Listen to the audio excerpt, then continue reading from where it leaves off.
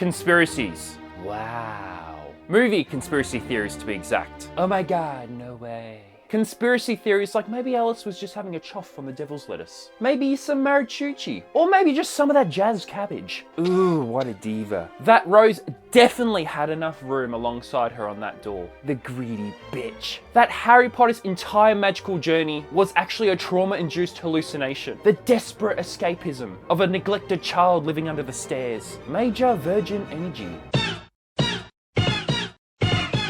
Movie conspiracy theories have been around for yonks. These theories aren't just wild guesses or Reddit rabbit holes. They challenge how we interpret stories we love. They make us think, question, and reframe entire narratives. Was the hero really a hero? Was the whole thing just in someone's head? Or was there something way more sinister happening just beneath the surface? Like perhaps maybe we should just start looking at how a 4-year-old can do a sweet-ass forward somersault so effortlessly. Sustained overruled.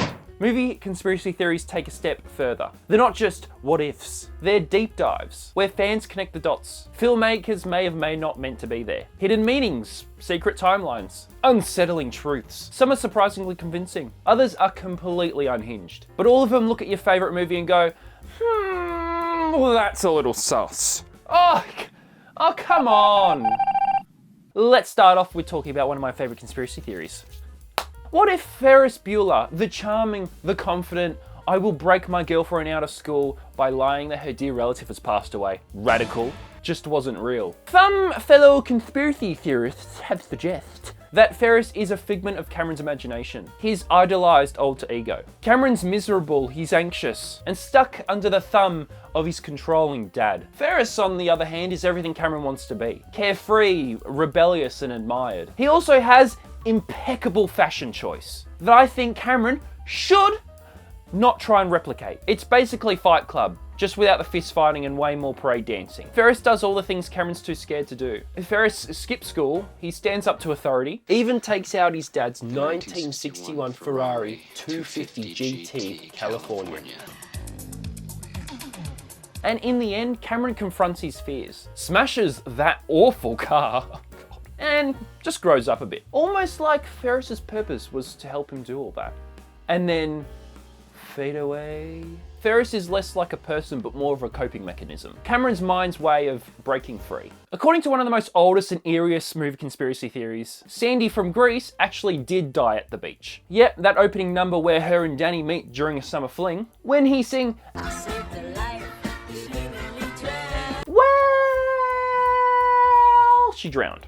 Everything that follows, Rydal High, the musical numbers, the hair transformations, the flying freaking car. It's just Sandy's brain, specifically the temporal lobe. I am a little smart little princess after all. Firing erratically in final bursts of consciousness as she passes away. Her perfect fantasy, her dream ending. And you know what? Kind of makes sense. The movie gets increasingly surreal the longer it goes on. You know, I know what you might be saying. You might be saying, oh, Piercski, look, it's just a fun 70s musical. And I'd be like, yeah, okay, well, maybe it is. But I like to have this theory in mind. Sandy would have been an outsider, but her reality plays out like a dream would. She is immediately accepted by the coolest group, the Pink Ladies, meets the boy of her dreams, and simply overcomes every issue she faces. And it ends with people literally defying gravity in a red convertible. What the hell?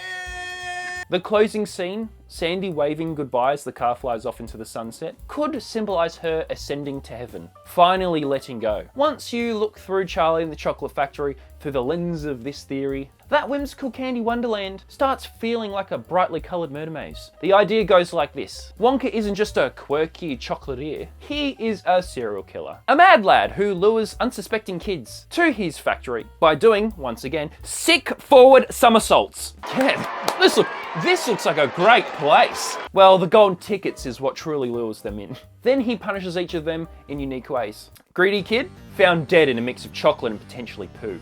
Take Mrs. Gloop straight to the fudge room, but look sharp, or her little boy's liable to get poured into the boiler. Dead. Gluten for attention, found dead having an anaphylactic shock. Easy. She has to be squeezed immediately before she explodes. Explodes! It's a fairly simple operation. Dead by blueberry. Spoiled kid? Well, she's sort of a bitch, so she had it coming. Where's she gone? Where all the other bad eggs go. Down the garbage chute. Oh, the garbage chute. Where does it lead to? To the furnace.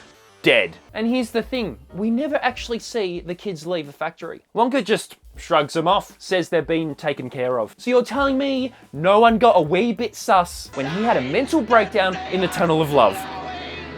Look, even the Oompa Loompas seem a little bit too rehearsed, like a cult of cleanup specialists, singing morality jingles after each incident. But why didn't he kill Charlie? Well, Willy Wonka killed 4 kids and gave his ownership up to who? Big Chuckers. He's now an 11-year-old who has to deal with that PR nightmare, inheriting the killer's legacy. What a guy. All right, hear me out on this one. What if the most annoying character in Star Wars was actually the most dangerous? And potentially a Sith Lord. The Jar Binks as a Sith Lord theory has been traveling the internet for years. And once you see the evidence, it's quite hard to unsee. At first glance, Jar Jar's just comic relief. A clumsy Gungan who talks like a toddler and falls into trouble every 5 seconds. But some fans, including myself, think that's exactly the point. What if he were a master of deception? His signature clumsiness was no more than a ruse. He accidentally dodges blaster fire with perfect timing. Manages to effortlessly defy gravity with no effort involved. His luck seems a little bit too force-assisted. He is the one who gave Palpatine emergency powers in Attack of the Clones. Misa propose that the Senate give immediately emergency powers to the Supreme Chancellor. Basically handing the keys over to the Galactic Empire, to the bad guys. It is with great reluctance that I have agreed to this calling. Coincidence? I think not. I think not.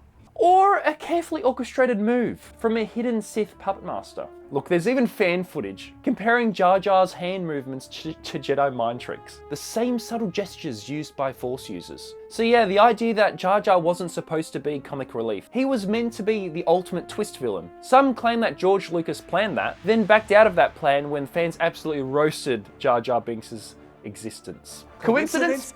Probably. Probably. But I still think not. Here's a theory that turns your favourite 90s Christmas movie into a nightmare. Kevin McCallister, the mischievous kid from Home Alone, grows up to be the sadistic mastermind behind Saw. Let me tell you how. Kevin spends the entire movie setting up traps to defend his home from Harry and Marv. He's creative, meticulous, and clearly enjoys watching people scramble to survive. He's also very young, and his obsession with traps doesn't just fade away when he grows up. Fans argue as Kevin ages, the same ingenuity and obsession with punishment escalates into the elaborate, horrifying death games that we see in Saw. The moral lessons that Kevin imposes on the wet bandits, kinda like the twisted morality tests of Saw, and the meticulous planning, the knowledge of human psychology, the creativity with lethal traps, all prime ingredients for a future serial killer. The kid who once protected his house with paint cans and tarantulas might have been just getting a head start on a lifelong career in murder puzzles. Now, what if I was to tell you that Mary Poppins was the same species and possibly a sibling of Pennywise? Let me explain. They both appear out of nowhere when children need them most, or whenever they're most vulnerable. They're seemingly immortal, otherworldly beings that seem to bend the laws of physics like it's nothing. Mary pulls entire living rooms out of her granny bag, while Pennywise pulls entire kids into the void. Both can make objects move with their minds. Both vanish for decades at a time, and both are tethered to flying objects. Balloons for Pennywise and an umbrella for Mary Poppins. Their diets are also emotionally opposite. Pennywise feeds on fear while Mary thrives on joy. Two entities sustained by the purest emotions from children. One light and one dark. It's almost like they're cosmic siblings, eternally balancing each other out. Maybe every time Mary floats off into the sunset, Pennywise is waking up beneath Derry, keeping the cycle between joy and terror perfectly in sync. One thing's for sure, they can, at any time, whip out a quick dance number, like it's second nature. Now that is scary. So there you have it, King. These theories make us question, reinterpret, and sometimes completely reimagine the worlds that we thought we knew. They spark curiosity, debate, and a little bit of healthy paranoia. Like, how can that man pull off such a smooth forward somersault? Quite a nice little canoe you've got there, Wonka.